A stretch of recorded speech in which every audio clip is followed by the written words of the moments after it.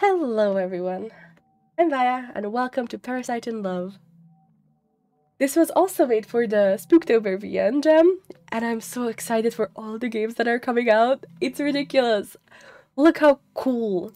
Okay, this idea is amazing. Okay, news reporter. A rare infection from brain-eating amoeba is being blamed for the death of a North Carolina man.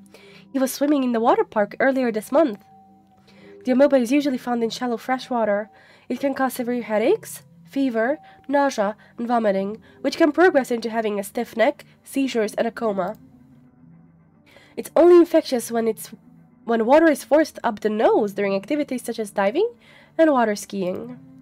According to the Centers for Disease Control, the CDC, the amoeba is rare but overwhelmingly deadly. In the last 57 years, there have only been 145 known infections, but of those, only 4 survived. The CDC says the illness is particularly difficult to treat because it is notoriously hard to detect and progresses so quickly. The next time you go swimming, wear a nose plug and avoid activities that involve being fully submerged in freshwater areas. This is Gabe Stewart, NBS News. So spooky. You feel a rush of happiness as you continue your hike, because you hear nothing but nature around you. The birds are chirping, and the wind is rustling through the tree branches, and water is trickling nearby. It is so peaceful compared to your busy office that is currently far, far away from you. The hundreds of emails you get as a project manager can wait until you return from your vacation. You finally arrive at the lake. The photos you looked through online could not convey the beauty of this place. You're so glad to stop here before entering the cabin you rented for your little vacation. Time to swim as a reward! The hours you spent hiking make your dip in the water all the more refreshing. The waves of relief wash over you as you swim around, and after a while you let yourself float to enjoy the moment. You close your eyes and your breathing slows. The sun heats your face up while the water cools your back. You hear a scream and a wave pushes you to the side. You stabilize yourself, coughing and sputtering for air, trying to clear water from your mouth and nose. A boy laughs as he bobs up right next to you. He smiles brightly without a care in the world. Be careful! You could have hurt us both. But nothing happened. His mother calls for him, and he swims away. As he steps out of the water, his mother already has a towel in hand and dries his hair. You are a little envious. Clumsy with your words outside of work, you have a hard time connecting more with the people you love. Your friends and family do like to spend time with you, but sometimes feel lacking when you try to show them the same affection. Maybe you would have an easier time if you had a family of your own. Your friend did tell you that her instincts as a new mother help immensely when taking care of her baby.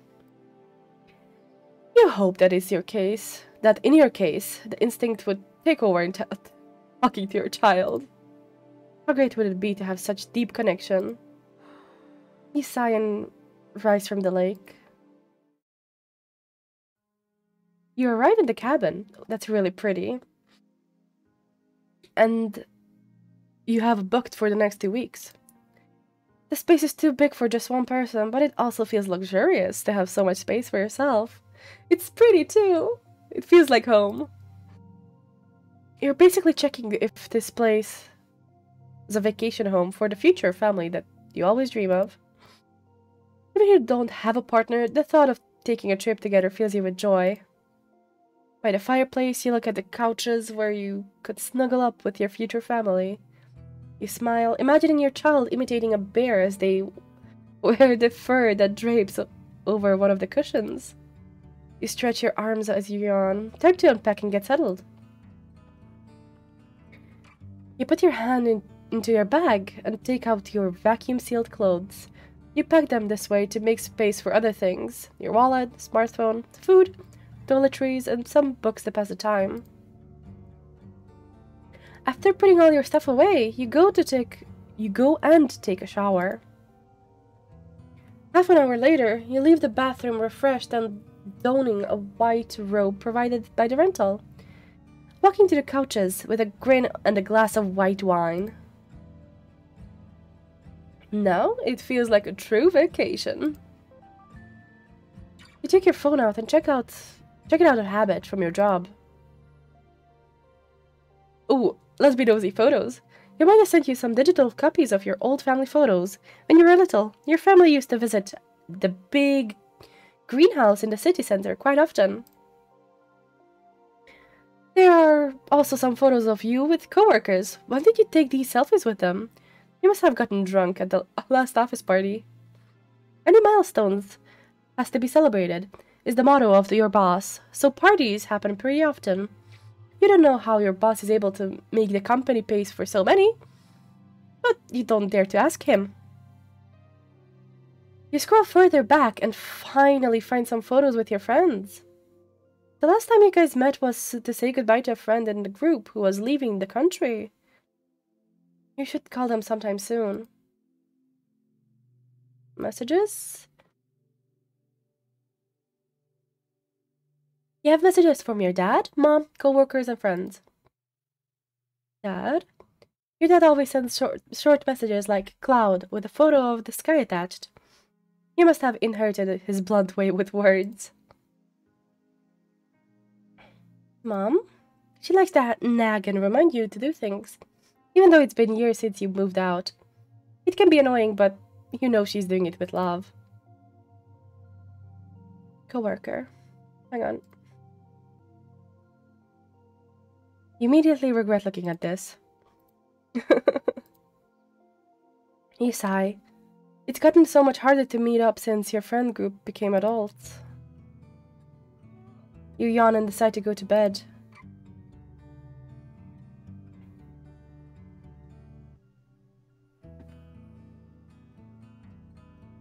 The sun warms your cheek and birds chirp as you wake up. What a peaceful morning. It's been a while since you slept this well. You check your phone and notice that you've gotten a message from your dad. Attached to is a photo of a flower he saw on his way to work. It brightens your day whenever he does this.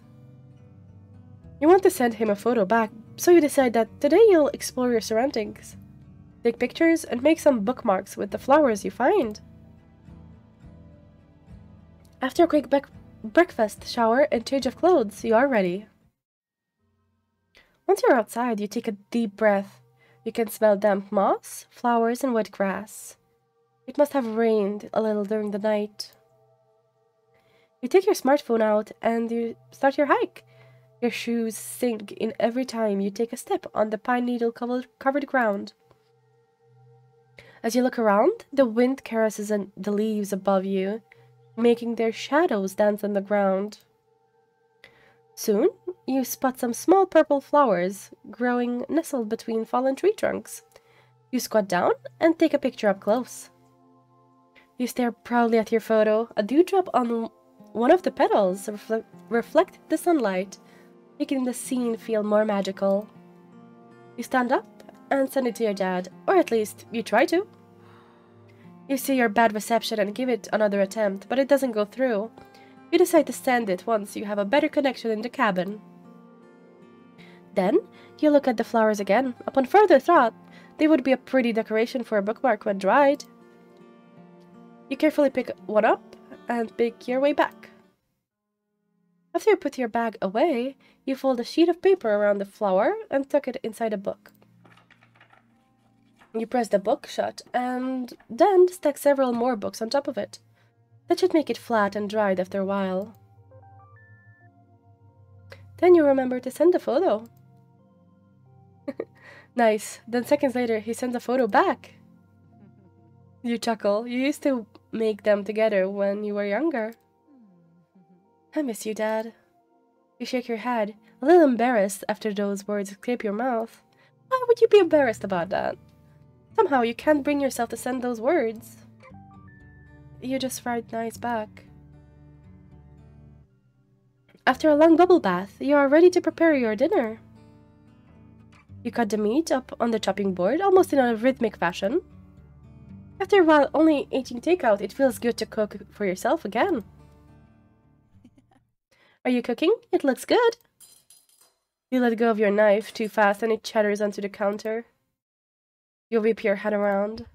No one was there, but you had clearly heard a voice. You slowly move around the cabin, and peeking into each corridor, you find no sign of anyone else in the house. Still anxious, you go back to the kitchen. You start the stove and sear the meat in the pan. The fat glistens, and the meat smell makes your mouth water. You almost forget the previous strange incident. Hungry and impatient, you grab a fork and tear into the meat. It's still a little rare and bloody. Gross. You enjoy the flavor and relax. Feeling the stress from earlier leave your body. Putting the odd incident behind you, you were still able to find some enjoyment today.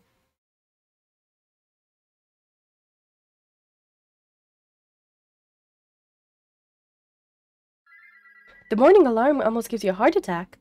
With half-shut eyes, you search for your phone, and hastily run off to the alarm. You sit up and massage your temples. It's been a while since you had a headache this bad. Sluggishly, you crawl out of bed and make your way to the kitchen. You brew some tea in hopes that it will help and take it with you into the living room. Are you feeling off because of all the hiking you did? Or was it the rare meat? Several hours later, you breathe heavily as you lean against the cold white ceramic of the toilet. The last time you had to vomit this was after the last office party, after securing multi-million-dollar deal for the company. The constant flow of alcohol was the only thing making the loud music bearable, but the next morning, you had the hangover from hell. You can't remember much else.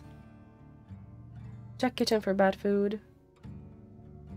I know you brought the food just before you hike, but you can't help but suspect that something you ate might have gone bad. No, not the bread or anything else in the kitchen. It's all fresh. Was it really food poisoning? Could it be some suppressed stress from work finally resurfacing? Or was it too much sun after being holed up in an office for so long? You grab your phone and sit down on a couch. You decide to research some more with your phone and open your browser in order to look up your symptoms. Okay. Headache. Vomiting. What else? The results suggest vomiting might have been caused by an infection, food poisoning, motion of sickness, brain injury, or migraines. If it lasts for more than 2 days, you should call a doctor.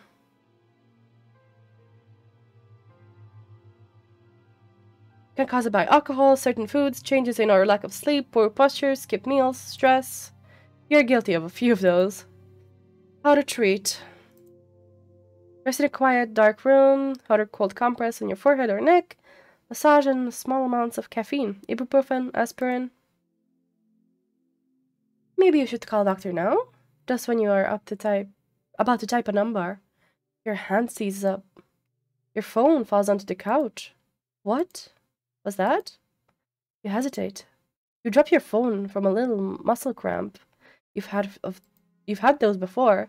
Whatever bugs you've caught will probably pass by tomorrow morning. You get yourself some tea, a slice of toast, and a rest for today. Damn. You slept through an entire day, but you still feel weak when you wake up. You drink some tea and wonder if you should eat something, but you decide it would probably be better to wait until tomorrow and give your stomach more time to rest. It would be a waste of food if you had to throw it up again. You drag yourself to the fireplace and make a fire. To make yourself comfortable on the couch and watch the flames. This sway from left to right, and if you aren't careful, you could get lost in their hypnotic dance. You start to feel lonely. Even as you enjoy looking at the flames, you miss your mother's chicken soup that she cooked whenever you got sick. You snuggle even deeper into the blankets. Why did you have to get sick all alone, out in the woods? Your mind drifts off, and you look around the room in a daze. Is the room getting bigger? Maybe you just imagined it? It's alright, I'm here. You force yourself upright and seize the fireplace poker, brandishing it in front of you while you search for the source of the voice.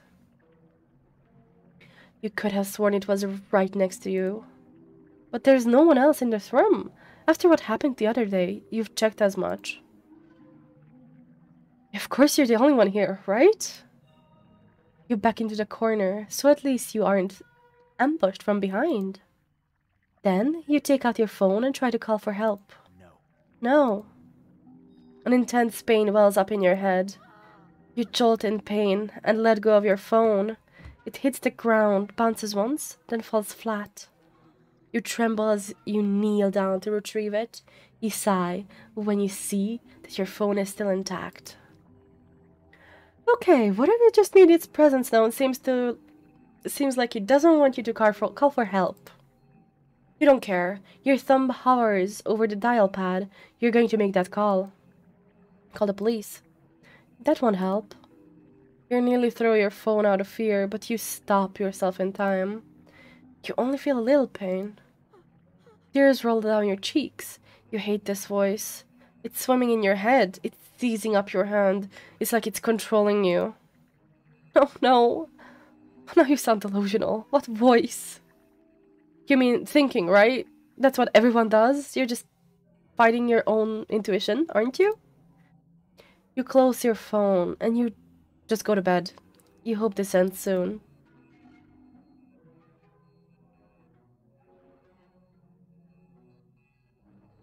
Ooh, that was different. When you open your eyes, you're not sure if what you're looking at. Colors? Patterns? Why can't you focus?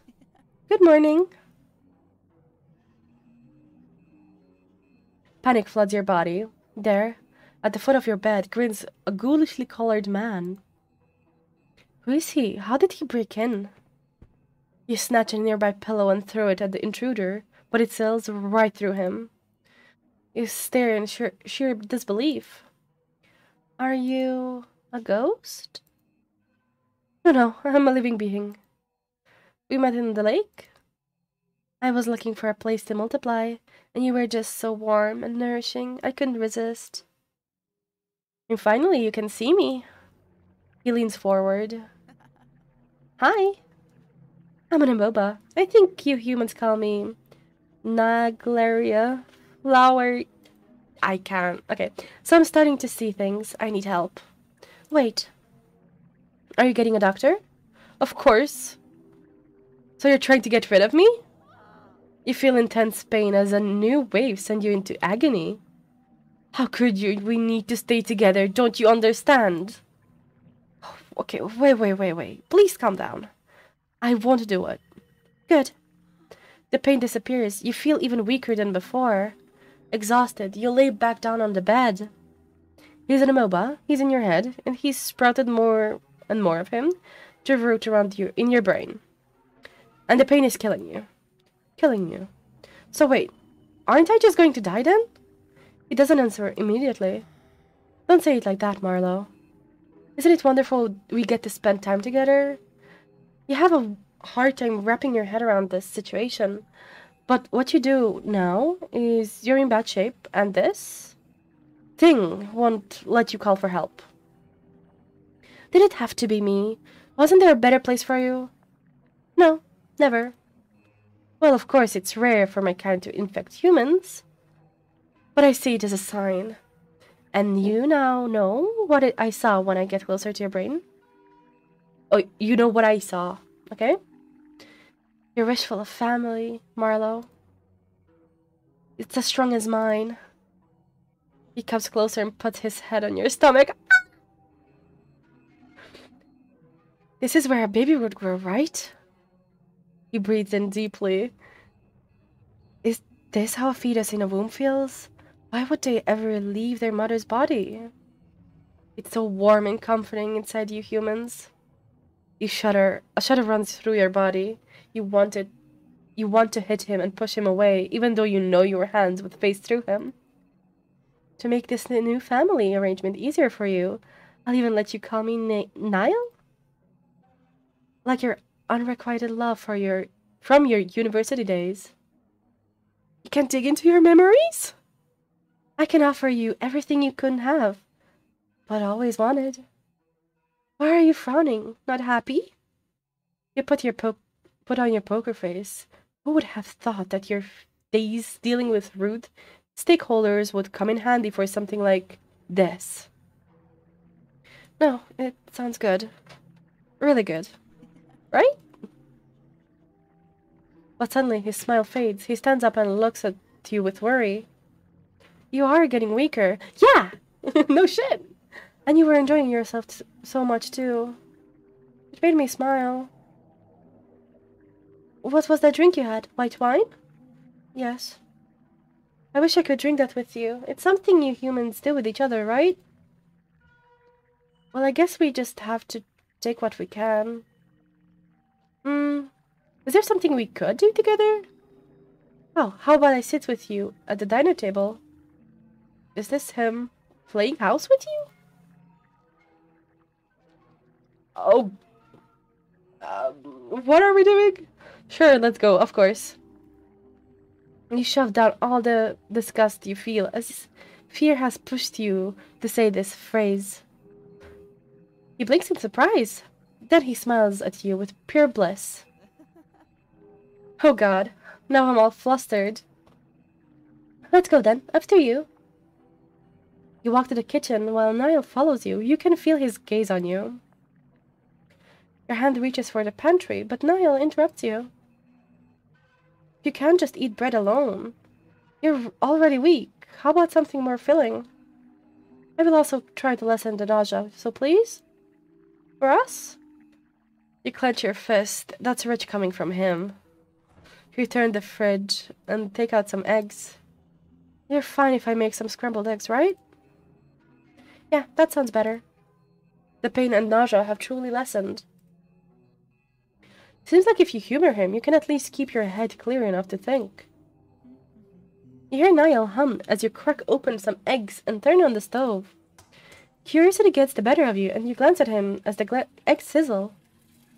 He sits on a chair at the dining table, swaying left and right, happily waiting for you to finish cooking. What is this madness? This peaceful scene unnerves you more than anything, but you play along for now. After you choke some bites down, he leans forward in excitement. It tastes better with some company, right? I guess so. I guess you're still tired.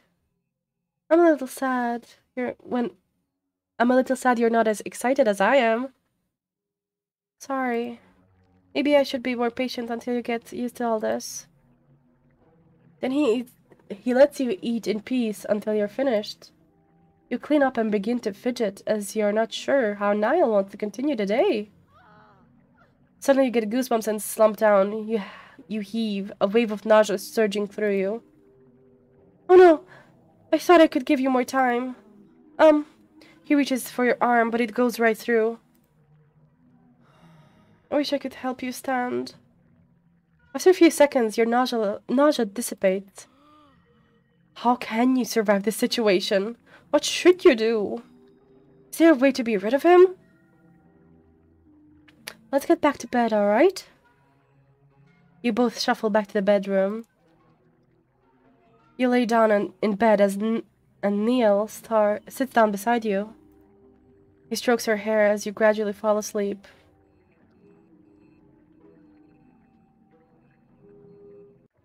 You hardly slept and still feel weak. Your neck is very stiff and the weird colors appear again before your eyes.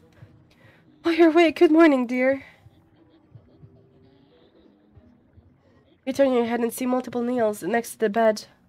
You suppress the urge to scream. Here, I wanted to show you what our children inside you look like. There's one even that looks like you. Ah, here! He puts a blob of blue mess on your lap. The way it gurgles and cries, it sounds desperately like a human baby. It coughs and some blue spit runs down its cheek. Isn't it cute? It's absolutely precious. You try to hug it, but you can't touch it. You're desperate to make him happy. I'm so glad you like it. It's our family after all. He takes the baby back. Come get breakfast once you're ready. You seem weaker today, so I'll stay silent while you sleep a bit more, alright? You nod and lay down. After a few hours, you reluctantly sit up. Your grumbling stomach won't shut up. While you walk to the kitchen, you assess your situation and think of a plan. Niall won't let you call a doctor, nor other help. He loves acting like a husband to you. If you humor him, he will try to lessen the effects of the infection. But if he stays, you will certainly die. You arrive in the kitchen and Niall shows himself. So, have you enough strength to eat now? Great! How do I get out of this? Is there a way to somehow use his fixation on family against him? A slight headache interrupts your thoughts. What are you thinking so hard about? It's like something is moving around inside your head. But what are you doing? I just want to know what you're thinking. You try your hardest to think something positive about Niall. You can't risk him seeing what you truly think about.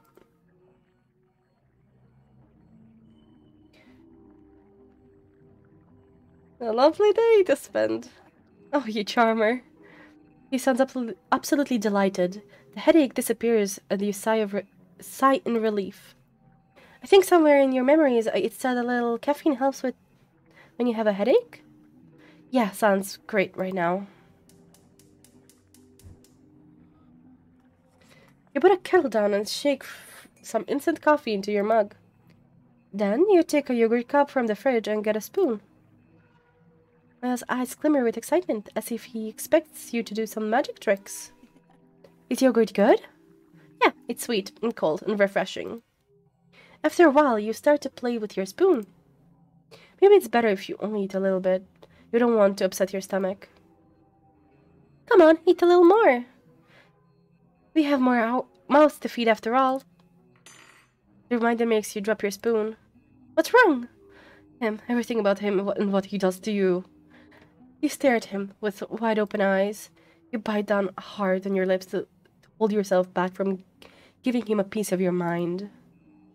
Are you angry? No. I know you're just worried. Well, we both want you to be healthy, right? So I'm allowed to be worried about you, right? Sure. This is a nightmare. When the water is ready, you pour some into your mug. After adding some milk, you fix the coffee and drink it. Do you feel a little better? Yes. There's a palpable tension between you two. Niall makes the first move, putting his hand on yours. Here, this might cheer you up. You see blue shapes glow and dance in the space between your hands. Do you like it? You nod slowly. Oddly, this beautiful dance of colors comforts you. It pains you that he seems to care, despite being the cause of your suffering. Do you want to spend some time together in the living room? Maybe watch the fire in the fireplace? Niall sighs. Maybe sleep will help. Hope we can do something together tomorrow, Marlowe. Now let's go. He walks beside you as you go back to your bedroom. Tomorrow, you have to get it together, no matter what it takes.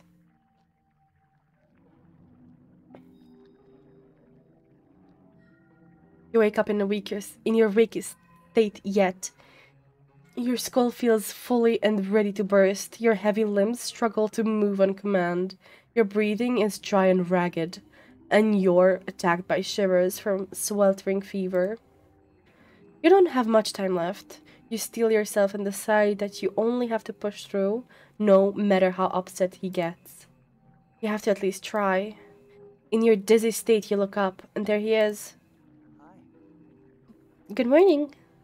You wish dearly that he would just leave your body. He acts like a husband and wants to be a father. What a disgusting display of his fake family. Wait, a father? Niall, I have a question. Yes? He strokes your hair as he speaks. How you wish you could smack his hand away. Why do you want to be a father? Well, I sort of already am, right? I believe I'm pretty good at it. I doubt you actually know what a great father is, Neil. What? Well, at least not in the human sense, I mean. How could you leave? Oh my gosh, how could you have learned if you had no one to teach you? Tell me then. Children take priority. You think I don't know that? How many of your decisions are for your own survival? How much of this is really for the survival of your children? Good, he's getting insecure. You haven't really moved much. Are you too weak to stand up today? Is it even too hard to talk now? How about I dig deeper and see for myself? You feel something pushing and pulling you inside your head. You show your memory of a relative who was struggling before their death. Maybe Niall will show you mercy. You're just too exhausted at this point. Marlo, are you this tired? You nod. I beg you, make this pain stop. Niall looks over you with worry, pacing around the room, chewing a fingernail. How about... Puts a hand on your forehead. Does this make you feel better? No, what are you trying to do? I saw a glimpse of your memory once when you were little. I believe your mother did this for you when you were sick as well. Silly you, I have the fever then, not an infection. Guilt flushes across his face, but he shakes his head and affection returns to his gaze. I will think of a way. For now, sleep, my dear. Oh, am I just dead? With the last of your energy spent, you drift off into a deep slumber. Oh, I'm still alive, I think. Your breathing is shallow as you wake up in your bed. Patterns dance in front of your eyes and you hear Niall humming. You know he's not real, but you still feel his warmth next to you. Is it comforting? Are you scared? It doesn't matter anymore. All you know is that you're expecting him. Hope is gone from your mind. You can't tell illusions from reality anymore. You turn your head towards Niall and try to focus your eyes on him. Oh, how beautiful. Oh wait, I don't need to talk. He reaches out to you and caresses your hair.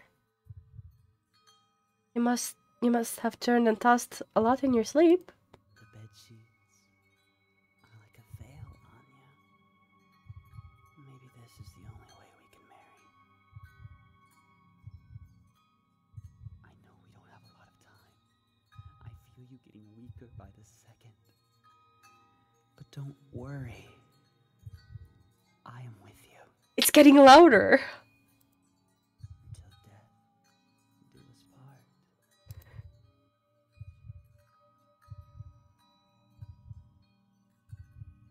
You never imagined death would feel so warm.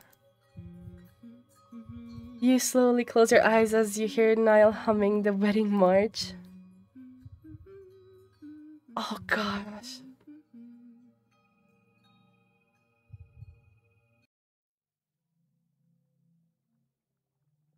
Well, this was so weird. Holy moly. Like, it was weird in a good sense. I never played anything like it. So, I hope you enjoyed. And see you in the next one. Good. Bye.